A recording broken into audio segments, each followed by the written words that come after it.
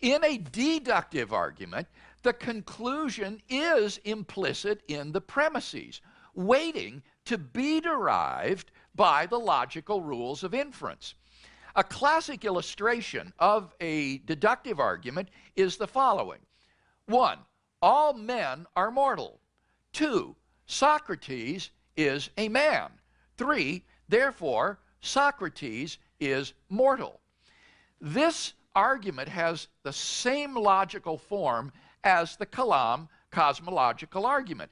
In fact, this form of the argument even has a name. It's called modus ponens. Symbolically, it looks like this. P implies Q, P, therefore, Q. This is one of the most basic and important, logically valid argument forms. Incredibly, however, I have actually seen claims by internet critics that this argument about Socrates being mortal is also question-begging. Now, this raises the question of what it means for an argument to be question-begging. Technically, arguments don't beg the question. People do. One is guilty of begging the question if one's only reason for believing in a premise is that one already believes in the conclusion. For example, suppose you were to present the following argument for the existence of God. 1. Either God exists or the moon is made of green cheese. 2. The moon is not made of green cheese. 3. Therefore, God exists. Now, this is a sound argument for God's existence. Its premises are both true, and the conclusion follows from the premises by the rules of logic, specifically disjunctive syllogism.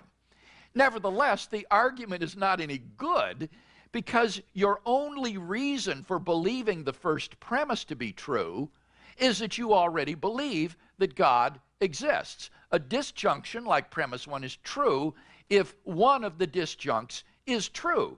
But the belief that God exists is the conclusion of the argument.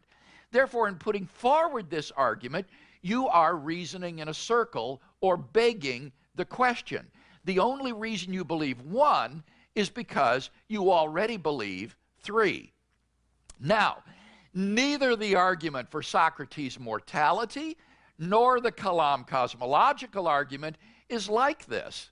In both cases, reasons are given for believing the premise, which are quite independent of the argument's conclusion. Biological and medical evidence may be marshaled on behalf of the premise that all men are mortal.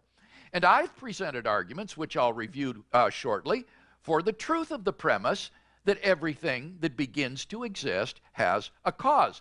Therefore, I have not begged the question.